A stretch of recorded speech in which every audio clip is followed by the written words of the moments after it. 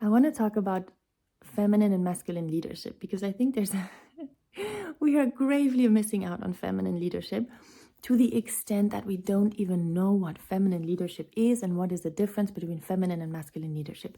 When I talk about masculine and feminine leadership, I'm not talking about whether you're a man or a woman or anything in between or outside of the box. These are two energies like yin and yang that all of us have inside of us.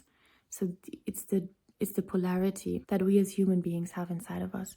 So masculine and feminine leadership, the difference is that masculine leadership is more outward oriented. It is action oriented. It is goal oriented. It wants to achieve something, usually something tangible, usually something that can be shown, that can be measured in some way.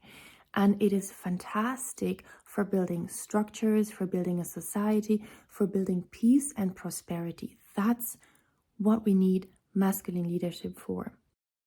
But now, what happens when we have achieved those goals? What happens when we have material wealth and we have peace and prosperity?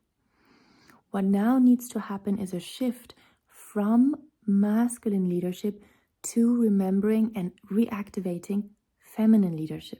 And here's why. Human beings are never satisfied with material possessions. Why? Because in our essence, we're energetic beings.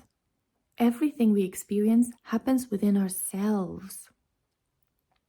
And what we long for is the greatest expression of ourselves. What we long for is not more things. If we did, we would be happy and fulfilled, deeply, deeply fulfilled, and not asking for more with the status quo. But not one single human being is fulfilled with material possessions only. If there's no inner wealth, if there's no inner connection to their own mystery. And that's what feminine leadership does for us. Feminine leadership needs to come on board, needs to come online once masculine leadership has achieved its goals. And feminine leadership takes us within. It takes us to connect with the mystery that we are. It takes us to explore our inner realms, our connection with the, however you want to call it, the divine, nature, remembering that we are connected to all that is. And that's where our fulfillment comes from. And that's also where every single fear subsides. Because being connected with all that is, there's nothing to fear. And that is when our greatest human expression can start blossoming. That is when we reach our true potential as human race. And so in that way, masculine leadership is a necessary precursor and also a protector of feminine leadership. And our question, the question to our society is, when do we switch from masculine to feminine leadership? So when do we switch from being outward oriented to being inward oriented and not looking for more things to acquire and how to exploit other peoples and the earth even more? It's how can we reach that place of deep peace and deep satisfaction through inner connection with something bigger than just our own personal self. And this is the remembering and the reactivation of feminine leadership.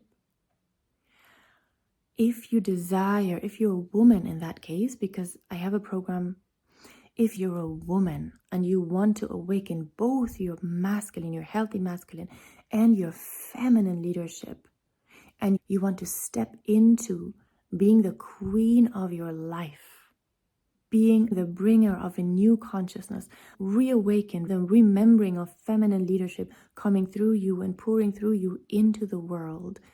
There's a wonderful program that starts in 2 weeks and it's called Awaken Feminine Leadership, where we bring back and we revive your feminine leadership as a woman, balanced with healthy masculine leadership. So both aspects will be developed.